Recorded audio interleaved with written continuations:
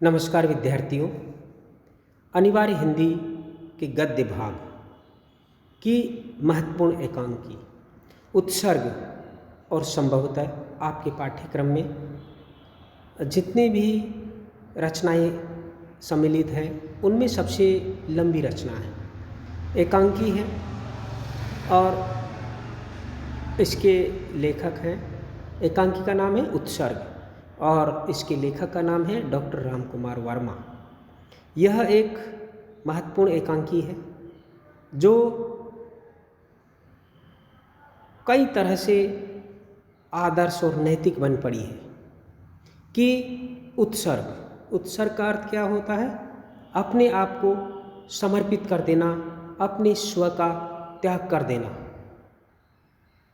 समर्पित कर देना, अर्पित कर देना।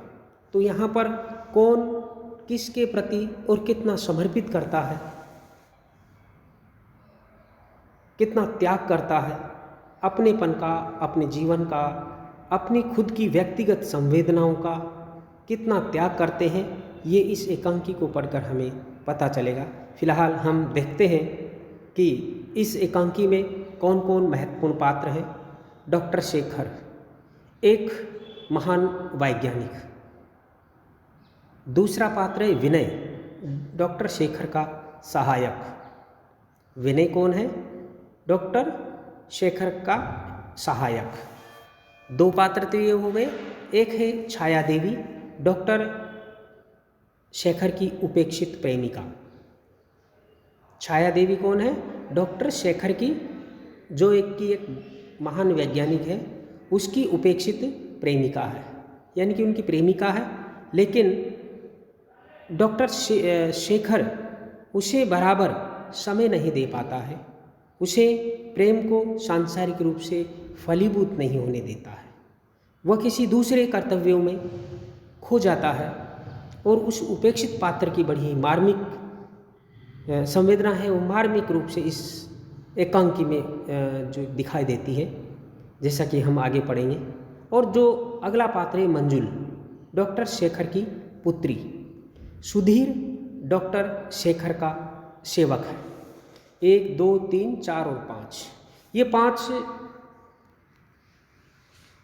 पात्र इस एकांकी के हैं, जिसमें डॉक्टर शेखर जो कि एक वैज्ञानिक है, विनय जो कि डॉक्टर शेखर का सहायक है, छाया देवी वह डॉक्टर शेखर की उपेक्षित प्रेमिका है, मंजुल डॉक्टर शेखर की पुत्री है, सुधीर डॉक्टर शेखर का सेवक है।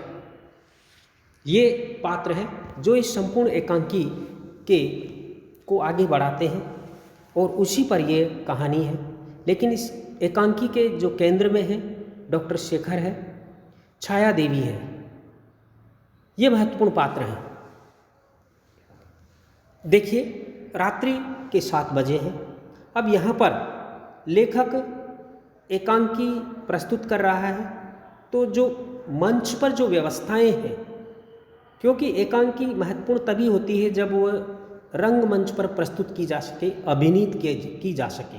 तो यहाँ पर जो एकांकी है उसका अगर अभिनय किया जाएगा तो क्या क्या व्यवस्थाएं होगी, किस प्रकार से पर्दे होंगे, मंच पर कौन होगा, उसकी शुरुआत कैसे होगी, वो सारी की सारी चीज़ें एकांकीकार को देनी होती है।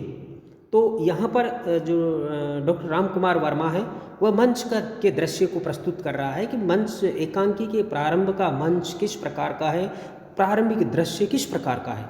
डॉक्टर शेखर का अध्ययन कक्ष, दीवारों पर स्त्री और पुरुष के अनेक रेखाचित्र सजे हुए हैं। सामने खिड़की जिसके आधे भाग पर एक नीला पर्दा पड़ा हुआ है, आधे भाग से आकाश और तारे दिख रहे हैं।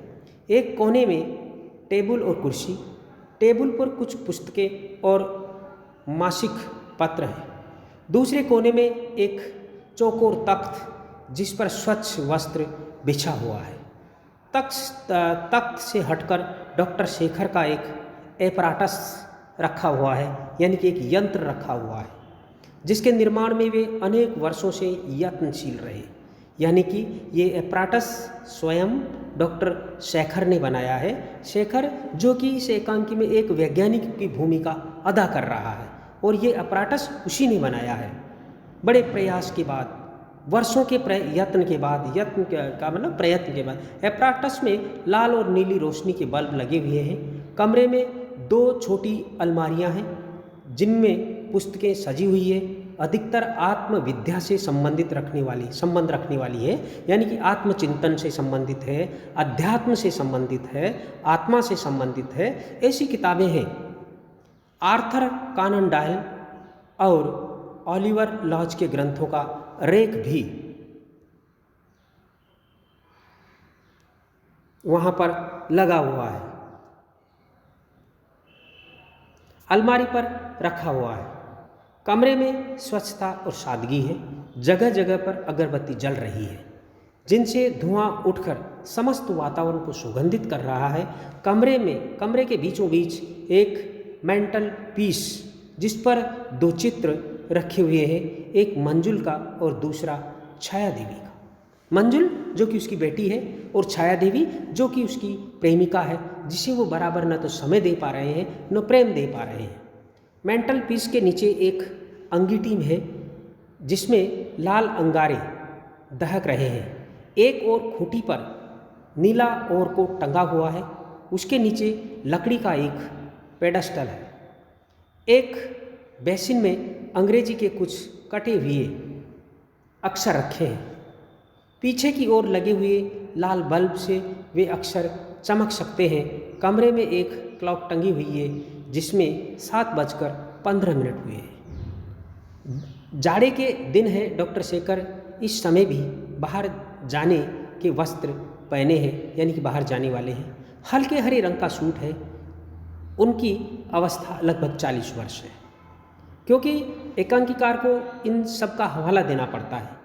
वस्त्र किस प्रकार का पहना हुआ है और उनका भी कारण होता है कि क्यों जो कि नीले वस्त्र पहना हुआ है, और जो उम्र है उम्र भी बतानी पड़ती है, इसलिए उसी उम्र का जो पात्र चुना जाए।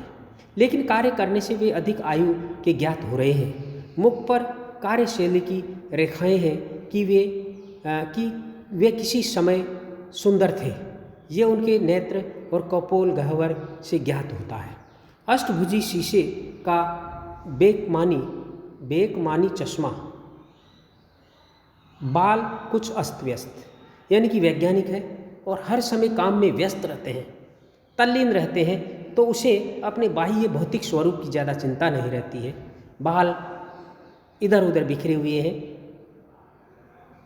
टाई की नाट ढीली होकर एक ओर खिसक गई है। मुख पर गंभीरता और अंगुली में अंगूठी, जैसे उनकी सारी सौंदर्य प्रियता सिमटकर अंगूठी में आ गई है, यानी कि और ज़्यादा उनको सजने संवरने का शौक नहीं है या कि समय नहीं है। और शरीर गंभीर और शुष्क सा रह गया है। वे अत्यंत स्पष्ट और धीरे बोलते हैं। उनके समीप ही उनका असिस्टेंट विनय खड़ा हुआ है। वह एक साधारण सूट पहने हैं। उसकी उम्र लगभग 25 वर्ष की होगी। वह अत्यंत संजीदे ढंग से बोलता है, कार्य में सावधान और व्यवहार में व्यवस्थित। डॉक्टर शेखर अपने अपराटस के एक भाग को ठीक करने के अनंतर रुमाल से अपना मुख पोंछते हुए आगे बढ़ते हैं और शेखर बोलते हैं, सब लोग इकट्ठे हो गए। विनय कहता है, जी हाँ। शेखर, इस समय कितना बजा होगा? विनय क्लॉक की ओर देखकर, रात 7:15 है। शेखर दोहराते हुए, 7:15। विनय, समय तो एक गति से चलता रहता है, नदी के बहाव की तरह। न उसमें घंटे है और न मिनट। एक गति है, एक प्रवाह है। हम ही लोगों ने उसे बांट रखा है। समय को काट काट कर टुकड़े कर दिए हैं। यह घंटा है, यह मिनट है, न कहीं घंटा है न कहीं मिनट। क्या? प्रश्न सूचक दृष्टि। विनय बोलता है, जी, स्वीकार की मुद्रा में। शेखर कहता है, और इस अनंत समय में हमें लहर की तरह बढ़ना चाहिए, बिना किसी बंधन के, बिना किसी रोक के। लेकिन ये शरीर हमें बढ़ने नहीं देता। यानी कि मनुष्य की सीमा शरीर की सीमा है। शरीर की अपनी एक उम्र होती है, थकता है, कमज़ोर होता है और समाप्त हो जाता है। आदमी बढ़ नहीं पाता है। विनय कहता है जी स्वीकार के स्वर में। फिर शेखर कहता है और अगर हम लोग किसी तरह अपने स्थूल शरीर से सूक्ष्म शरीर को अलग करना सीख लें तो विनय जानते हो क्या होगा? जोर देकर बोलो क्या होगा? विनय कहता है मैं नहीं कह सकता। शेखर कहता है क्या होगा? ये घड़ियाँ तोड़ डाली जाएगी, नष्ट कर दी जाएगी, ये क्लॉक, ये टाइम पीस, ये पॉकेट वॉच, ये रिस्ट वॉच, ये बटन वॉच, कहीं कुछ ना होगा। विनय कहता है जी शेखर, और हमारा सूक्ष्म शरीर समय से मिल जाएगा, वैसा ही गतिशील, वैसा ही प्रवाहशील। यानी कि लेखक जो बाह्य शरीर है और जो आंतरिक शरीर है, जो आत्मा का शरीर है, उसकी बात कर रहा है कि अगर ये भेद, ये जो पर्दा है, ये अगर हट जाएगा तो फिर इस समय का जो बंधन है आदमी पर नहीं रहेगा। शेखर कहता है और हमारा सूक्ष्म शरीर समय से मिल जाएगा, वैसा ही गतिशील, वैसा ही प्रवाहशील। जिस तरह रेडियो के संगीत की एक लहर लंदन से चलकर यहाँ मसूरी में उसी क्षण सुनाई देती है, उसी तरह ये मनुष्य एक लहर बनकर क्षण भर में लंदन पहुँच जाएगा। London, New York, Tokyo. सूक्ष्म शरीर से वह विश्वव्यापी हो जाएगा, सर्वकालीन, सर्वत्र। समय को काटने छाटने की आवश्यकता फिर नहीं रह जाएगी। यानी कि लेखक जो डॉक्टर राम कुमार वर्मा है, विनय के डॉक्टर शेखर के माध्यम से ये कहता है कि व्यक्ति की जो आत्मा है वो सर्वव्यापक है, वो न समय से बंधी हुई है और न ही देश काल की सीमाओं से बंधी हुई है। वह एक ही समय लंदन भी हो सकती है, न्यूयॉर्क भी हो सकती है, टोक्यो भी हो सकती है। जिस प्रकार से रेडियो की जो ध्वनि तरंगे हैं वो जो कि एक क्षण में ही हर जगह व्याप्त हो जाती है, हर जगह रहती है, उसी प्रकार से ये जो मानव शरीर है वह भी जो कि केवल शरीर का बंधन है आत्मा पर, अगर आत्मा शरीर के बंधन से मुक्त हो जाए तो वह फिर सर्वव्यापक, सर्वकालिक और सार्वदेशिक हो जाती है। विनय कहता है जी, जो डॉक्टर शेखर का सहायक है। शेखर कहता है इस स्थूल शरीर में सूक्ष्म शरीर है, इसका पता जानते हो कैसे लगता है? विनय बताइए साहब। शेखर इसका पता हमें हमारी सांस से लगता है। यह सांस देखो, यह सांस, नाक के सामने हाथ ले जाते हैं। विनय जी शेखर ये सांस कितने वर्षों से चल रही है? सोते जागते रुकने का?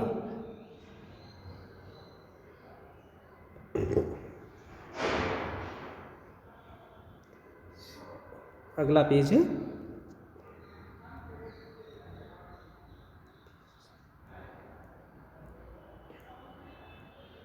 नाम ही नहीं लेती क्यों विनय? तुम्हें सांस लेने में कभी थकावट मालूम हुई? विनय क्या कहता है? विनय जी नहीं। शेखर कभी तुमने ये सोचा कि इतने वर्षों से सांस ले रहे हैं, 2-1 दिन आराम कर फिर सांस लेना शुरू करेंगे? एक ही काम करने से थकावट आती है ना, मोनोटनी। फिर एक ही तरह से सांस लेने में थकावट क्यों नहीं मालूम होती? शरीर के अन्य अवयवों की भांति सांस लेने में भी थकावट होनी चाहिए। विनय कहता है इस स्थूल शरीर में सूक्ष्म शरीर है। शेखर हाँ, सूक्ष्म शरीर है आकाश। विनय जी शेखर क्या कहता है फिर? वह आकाश हमारे शरीर के कण कण में फैला है, शरीर से घिरे रहने के कारण उसे घटाकाश कह लो। तो जिस तरह आकाश की हवा कभी नहीं रुकती, हमारे शरीर की सांस भी कभी नहीं रुकती। जब तक कि उसके बहाव के रास्ते खराब नहीं हो जाते वह बहती है। बहाव के रास्तों को कभी पुराना न होने दो। हजारों वर्षों तक सांस लो। योगियों का हाल पड़ा है, नाड़ी साधन से वे हजारों वर्षों तक जीते हैं। उनकी सांस जंगल की हवा के समान स्वतंत्र बहती है, हजारों वर्षों तक बहती रही और बहती रहेगी। देखो यह एप्राटस के पास जाकर उसकी एक नली छूकर देखो, ये सांस लेने के ट्यूब है। विनय विनम्रता और संकोच के स्वरों में यह तो ठीक है, लेकिन आप रुकते हुए बाहर जाने वाले थे, 7:30 होने जा रहे हैं, सब लोग आपका रास्ता देख रहे हैं। जब डॉक्टर जो वैज्ञानिक है डॉक्टर शेखर अपनी रुचि के अनुकूल विषय पर बात करने लगते हैं, यानी कि आत्मा के स्वरूप के बारे में, आत्मा की अजरता और अमरता के बारे में जब अपने नौकर से बात करने लगते हैं तो शुरू में तो वो घड़ी के सुइयों की तरफ देख रहे थे, बात कर रहे थे कि कितना समय हो गया, लेकिन वो जब अपने रुचि के विषय आत्मा के संदर्भ में, आत्मा की सूक्ष्मता के संदर्भ में बात करने लगे तो उन्हें घड़ी का टाइम ही नहीं रहा कि कितने बज गए और मुझे तो जाना था। पर उनका जो सेवक है, सहायक है, वह जो कि उन्हें याद दिलाता है संकोच के साथ कि आपको कहीं जाना था और 7:30 होने जा रहे हैं, सब लोग आपको देख रहे होंगे। उन्हें एक क्लब में जाना था। आखिर देखिए शेखर अस्थिर होकर, ओह मैं तो बिल्कुल ही भूल गया, ये समय हमेशा कांटे की तरह चुभता रहता है। ये 7 बज गए, यह 8 बज गए। विनय, मैं कोशिश कर रहा हूँ कि स्थूल शरीर से सूक्ष्म शरीर को अलग कर सकूँ, यानी कि आत्मा के प्रति जो शरीर का बंधन है उससे मैं आत्मा को अलग कर सकूँ, ऐसा प्रयास मेरा है इस वैज्ञानिक शोध में, और फिर दोनों को जोड़ सकूँ। आप विनय, आप सब कुछ कर सकते हैं, आप संसार के बहुत बड़े साइंटिस्ट हैं, लोग आपसे यही तो सीखना चाहते हैं शेखर। लेकिन मुझे आज फुर्सत नहीं विनय। मंजुल 6 महीने बाद घर आई है। मेरी बेटी, मेरे भीतर बैठा हुआ पिता का हृदय आज बेटी के पास रहना चाहता है। वह बेचारी 6 महीनों के बाद मिली है, मेरी मंजुल। विनय, अब तो वे यहीं रहेंगी, आप तो उनके साथ सारा समय व्यतीत कर सकते हैं। यानी कि उनकी बेटी उनके पास आई है मिलने के लिए, और डॉक्टर शेखर अपनी व्यस्तता से परेशान है। वो चाहता है कि मैं अपनी बेटी के साथ, अगर वो मिलने आई है, मेरे घर पर आई है, तो मुझे उन्हें समय देना चाहिए, लेकिन वो समय नहीं दे पाते हैं अपनी व्यस्तता में। कभी उनको खोज के लिए, कभी वार्ता के लिए, कभी किसी जो क्लब में जाने के लिए, कभी कोई व्याख्यान देने के लिए बाहर जाना पड़ता है, तो वो समय नहीं दे पाते। तो वो कहते हैं कि मेरी बेटी जो आई है, मुझे उनके पास रुकना चाहिए था, लेकिन नहीं रुक पा रहे हैं। आगे देखिए,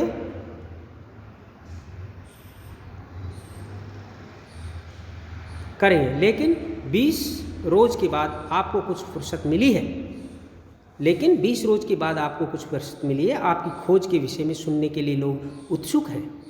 और डॉक्टर शेखर एक बड़े वैज्ञानिक हैं जो उस अपराटस में आत्माओं के संदर्भ में, आत्मा की गति, आत्मा का स्वरूप, आत्मा की दशा और दिशा पर निरंतर प्रयास कर रहे हैं।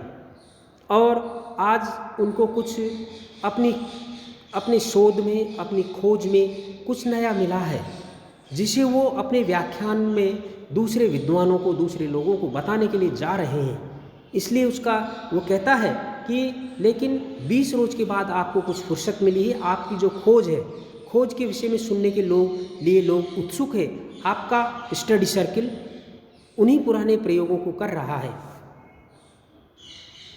उसे आगे बढ़ने के लिए 2-3 बातें बतला दीजिए, फिर जल्दी ही लौट आइएगा। जो उनका स्टडी सर्किल बना हुआ था, कुछ वैज्ञानिकों का जो समूह था, जो इस बात पर बात कर रहा था, इस बात पर काम कर रहा था कि आत्मा क्या है, परमात्मा क्या है, उनके संबंध क्या है, आत्मा का स्वरूप क्या है, उस आत्मा को शरीर से कैसे अलग रखा जा सकता है कि शरीर भी रहे और आत्मा भी रहे। इन चीज़ों पर बड़ा ही गहन अध्ययन उनका जो सर्कल था, उनका समूह था, वो बात कर रहा था। और डॉक्टर शेखर अपने उस समूह को संबोधित करने के लिए जाने वाले थे। तो उसका नौकर कहता है कि 2-3 बातें बतला दीजिए, फिर जल्दी आ जाना और अपनी बेटी से मिलना, तो आप जल्दी ही लौट आइएगा। शेखर, कितनी देर लगेगी? विनय, यही 15-20 मिनट। आपकी खोज के विषय में जानने को लोग कितने उत्सुक हैं। यदि आज आप नहीं गए तो 15-20 दिनों तक आपको फुर्सत नहीं मिलेगी। शेखर सोचते हुए मंद स्वर में, हाँ, एक बार काम में लगने पर भी तो मैं कहीं जा नहीं सकता। अब यह खोज जो मैंने महीनों में की है बिल्कुल नई है। विनय, कौन सी? शेखर, यही कि अपने अपराटस से मैं मरे हुए व्यक्ति के सूक्ष्म शरीर को फिर एक आकार दे सकता हूँ। ये जो अपराटस है, जो ये एक यंत्र है, ये नई तरह का यंत्र है, जो वैज्ञानिक एक कल्पना है, लेखक की कल्पना है, वैज्ञानिकों की कल्पना है कि डॉक्टर शेखर कहता है कि इस अपराटस के माध्यम से मैं किसी मृत आत्मा को वापस बुला सकता हूँ और उससे बात कर सकता हूँ। यह अपराटस वर्षों की मेहनत से तैयार हुआ है। क्या है, शेखर क्या कहता है कि यही कि अपने अपराटस से मैं मरे हुए व्यक्ति के सूक्ष्म शरीर को फिर एक आकार दे सकता हूँ और उससे बातें कर सकता हूँ। यह अपराटस वर्षों की मेहनत से तैयार हुआ है। विनय आश्चर्य से कहता है, ओह, यह तो संसार की सबसे बड़ी खोज होगी। शेखर, जो हो, मैंने मृत्यु के उस पार देखने की कोशिश की है। जीवन का आदर्श ही यही है कि जीवन के उस पार देखा जाए। मृत्यु तो सूक्ष्म जीवन का प्रवेश द्वार है। मन शरीर से अलग होकर भी कार्य कर सकता है और शरीर के नष्ट होने पर भी वह गतिशील रह सकता है। तुम्हें आश्चर्य होगा यदि मैं कहूँ कि मृत्यु में पीड़ा नहीं है। मृत्यु तो जीवन का एक मोड़ है। जिस प्रकार एक चौड़ा रास्ता जंगल में एक पगडंडी होकर छिप जाता है और हमें नहीं दिख पड़ता, उसी प्रकार मृत्यु के बाद जीवन पथ भी रहस्य वन में प्रवेश कर जाता है। सूक्ष्म शरीर तो स्थूल शरीर का निखरा हुआ रूप है। जैसे सूर्यमंडल से दिन फैला हुआ है, उसी प्रकार सूक्ष्म शरीर से यह स्थूल शरीर है। यह सूक्ष्म शरीर हमसे वैसा ही जुड़ा है जैसे रात्रि के अंतिम प्रहर से दिन। आज का विज्ञान सिर्फ मैटर की खोज करता है, यथार्थ की खोज करता है, जो दिखाई देता है, जो कि उसके साइंटिफिक तरीके से जो चीज़ जस्टिफाई हो जाए उसी पर बात करता है, आत्मा पर बात नहीं करता, स्पिरिट की नहीं, अर्थात आत्मा की बात नहीं करता, क्योंकि यह अवैज्ञानिक लगती है, उन्हें अयथार्थ लगती है। यह कोई मैटर नहीं है। आत्मा कोई ऐसा भौतिक पदार्थ नहीं है कि उस पर खोज की जा सके, उस पर विचार किया जा सके। मैंने स्पिरिट की खोज की है, मैंने आत्मा की खोज की है, डॉक्टर शेखर कहता है। विनय आश्चर्य से, आपने बहुत बड़ा काम किया है। फिर शेखर कहता है, मैं जब तक मृत्यु का पूरा रहस्य संसार को न बतला दूंगा तब तक आराम नहीं करूंगा। डॉक्टर शेखर कहता है, विनय, आप महापुरुष हैं, आप संसार का बहुत बड़ा उपकार करेंगे। इस प्रकार से दोनों की चर्चा चलती रहती है। डॉक्टर शेखर कहता है, उपकार होगा ऐसा मेरा भी विश्वास है। मेरी खोज एक दीप स्तंभ होगी जो भटकती हुई आत्माओं की जीवन नौका का पथ प्रदर्शन करेगी। डॉक्टर शेखर कहता है कि जो आत्माएं भटकती रहती है उनको मैं पास बुलाकर इस यंत्र के माध्यम से उनका पथ प्रदर्शन करूंगा। ऐसा मैं इस प्रयोग के माध्यम से, इस विज्ञान के माध्यम से करना चाहता हूँ। विनय सौम्य हंसी के साथ, अभी तो आप हम लोगों का पथ प्रदर्शन कर रहे हैं, तो आप अभी चलेंगे, मैं स्टडी सर्कल को क्या सूचना दूँ? शेखर सोचते हुए, अच्छा चल रहा हूँ, फिर न जाने कब अवकाश मिले, लेकिन इस समय में केवल क्लियर वॉइस की कुछ बातें ही बतला सकूँगा, समय मेरे पास कम है। विनय नम्रता से, जैसी आपकी इच्छा। शेखर निश्चय के साथ, अच्छा तो मैं फिर चलता हूँ, तुम जाकर उन लोगों से कह दो कि मैं आ रहा हूँ और ड्राइवर से कहना कि मोटर लाएं। विनय बहुत अच्छा, प्रस्थान करता है। डॉक्टर शेखर कुछ देर तक अपना अपराटस देखते हैं, फिर टेबल पर खड़े हुए कुछ कागज़ उठाकर भौहें सिकोड़ते हुए पढ़ते हैं। निश्चयात्मक ढंग से सिर हिलाकर कोट पहनते हैं। ओलिवर लॉज की एक पुस्तक खोज कर निकालते हैं और पृष्ठ उलटते हुए पढ़ते हैं। फिर उस पुस्तक में कागज़ का निशान लगाकर मंजुल को पुकारते हैं। और शेखर कहता है, मंजुल, आवाज़ लगाता है, आई पिताजी की आवाज़। मंजुल का प्रवेश 16 वर्षीय युवती, देखने में सरल और सुंदर, क्रीम रंग की साड़ी जिस पर नीला बॉर्डर, उससे उसका गौर वर्ण और भी निखर आया। माथे में छोटी लाल बिंदी, चकित हरिणी की भांति कमरे में प्रवेश करती है। शेखर, मंजुल तुम क्या काम कर रही थी? मंजुल, पिताजी सितार पर नए तार चढ़ा रही थी। मैं तो समझती थी कि मेरे जाने के बाद आप सितार संभाल कर रखेंगे, लेकिन आपने मेरी तरह मेरे सितार को भी भुला दिया है। शेखर, वाह, तो क्या तेरा सितार तेरी तरह ही है? मंजुल, और नहीं तो क्या, सितार पर नए तार चढ़ाकर आ रही हूँ। अगले पेज पर चलिए। देखिए मेरी बोली में खुशी का राग है या नहीं। शेखर, और अगर कोई तार टूट जाए तो? मंजुल, पिताजी मेरा मन टूट जाएगा, मैं बोल भी नहीं सकूंगी। शेखर, ओह, कविता भी करने लगी। मंजुल, मैं कविता कैसे कर सकती हूँ? आजकल की कविता के लिए उच्छ्वास, वेदना, आंसू की आवश्यकता होती है, सो ये सब मेरे पास नहीं है। मैं तो खुश रहना चाहती हूँ। शेखर, अच्छी बात है, मेरी खोज खत्म हो जाए तो तेरे सितार और तेरी आवाज़ की तरंगों का कंपन निकालकर मिलान करूँगा। एक कंपन से दूसरे कंपन को कहाँ तक सहायता मिलती है। डॉक्टर शेखर वैज्ञानिक जैसी ही बात करता है। मंजुल, आपकी खोज में हम दोनों कहीं रेडियो न बन जाएं।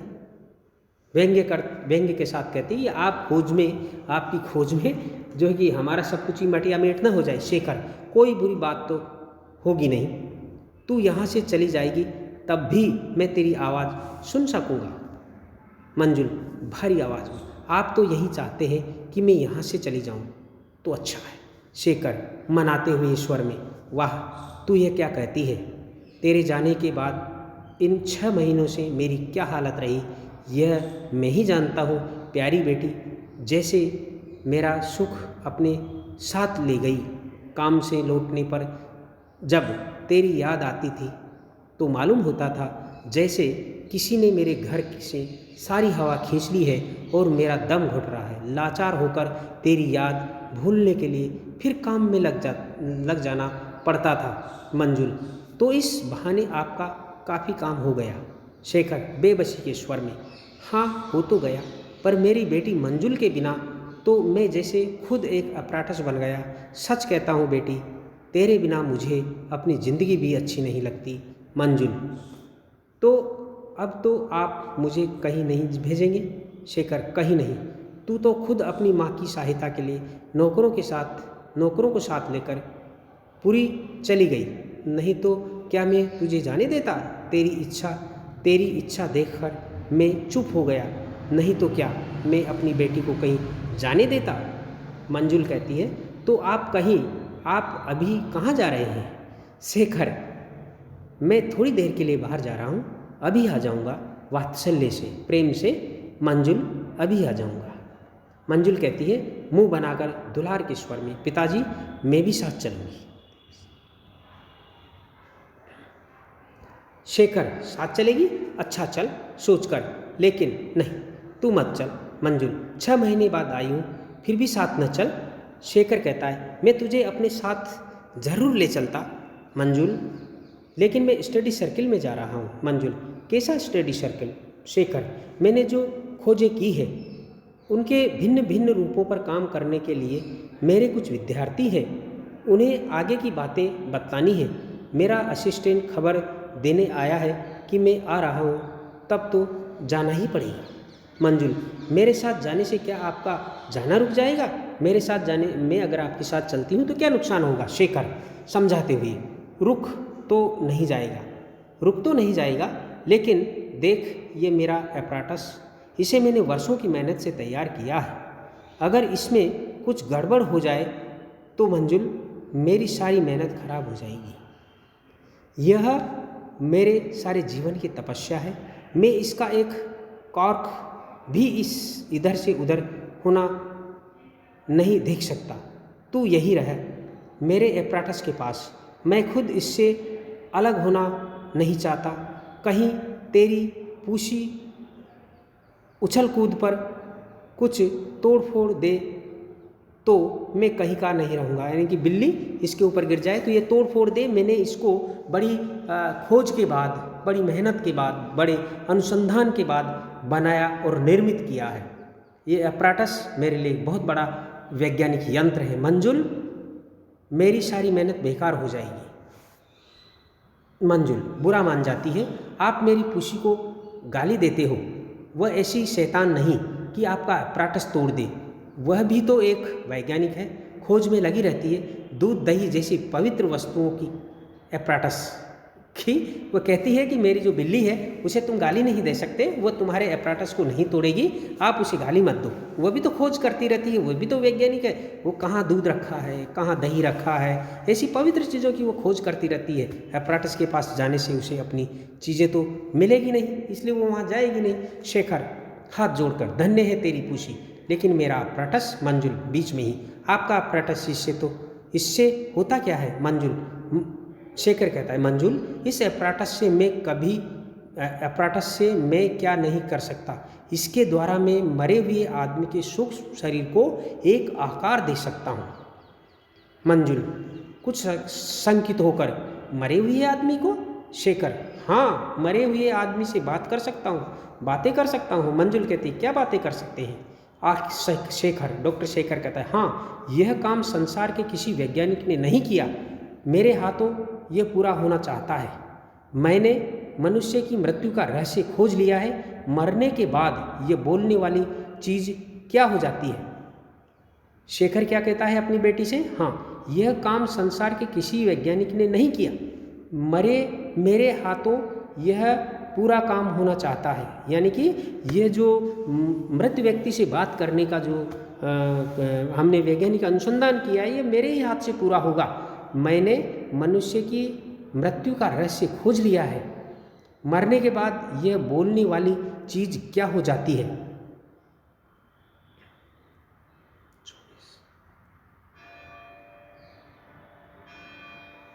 मंजुल, मैं 6 महीने बाहर रही,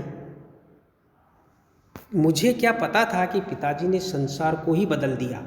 अब की बार 6 महीने बाहर रहूं तो आप शायद किसी को मरने भी न दें, शायद आप ऐसी खोज कर ले। फिर शेखर कहता है, लेकिन मरने में क्या बुराई है?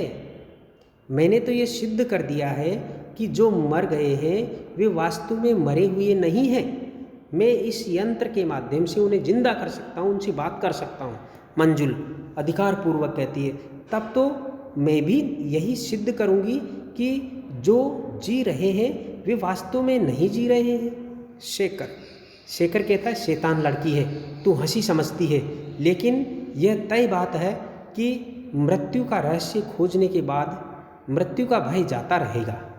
मृत्यु तो वैसी ही है जैसे मैं अपना कोट उतारकर अलग रख देता हूँ, और तब हमारा वास्तविक मनुष्य शरीर की सीढ़ी से उतरकर सच्चे संसार में प्रवेश करता है। इससे जानती है क्या होगा मंजुल? कुतूहल से, यानी कि जिज्ञासा से, क्या होगा बताइए पिताजी? शेखर, जितने रोने वाले हैं उन्हें सुख और संतोष मिलेगा, फिर वो रोंगे नहीं, यानी कि वो मानेंगे कि मरे नहीं है, जो मरने वाला है वो अभी जिंदा है, तो रोएंगे क्यों? मंजुल कहती है, तब तो सुख और संतोष पाने के लिए रोना जरूरी है। मंजुल उनकी हर बात में, पिताजी की हर बात में मजाक करती है और व्यंग्य करती है। शेखर कहता है, अधिकार के स्वर में, मैं तुझसे बात नहीं करूँगा मंजुला, तू बहुत नटखट हो गई है, तू मेरी हर बात का मजाक बनाती है। मंजुल, अच्छा पिताजी, अब मैं बहुत गंभीर बन जाऊंगी, अब नहीं हंसूंगी। शेखर सौम्य भाव से, हंसने से तुझे कौन रोकता है? मैं यही तो सिद्ध करना चाहता हूँ कि यह जो जीवन सदैव हरा भरा रहे, यह जीवन सदैव हरा भरा है, सुंदर है, मधुर है, जैसे चांद की हंसी, फूल की सुगंधी, पक्षी का कलरव, नदी की लहर जो हमेशा आगे बढ़ना जानती है, फैलती है तो जैसे पलक खुल रही है और वह पल भर में संसार का तट छू लेती है। मंजुल, ठीक है पिताजी, लेकिन फिर संसार के लोग रोते क्यों हैं? शेखर, मूर्ख हैं वे, मरने का अर्थ नहीं जानते। मरने के बाद मनुष्य स्वतंत्र हो जाता है, मरता नहीं है, वह अच्छे कार्य अच्छे ढंग से कर सकता है। मंजुला, सचमुच? शेखर, मैंने यंत्रों की सहायता से मरे हुए लोगों से बात की है, वे लोग मेरे पास आए हैं, इसी घर में, इसी जगह। मंजुल, आपको डर नहीं लगता? शेखर, मैं मंजुल तो हूँ नहीं जो डर जाऊँ, यानी कि मैं तुम्हारी तरह थोड़ी डर जाऊँगा।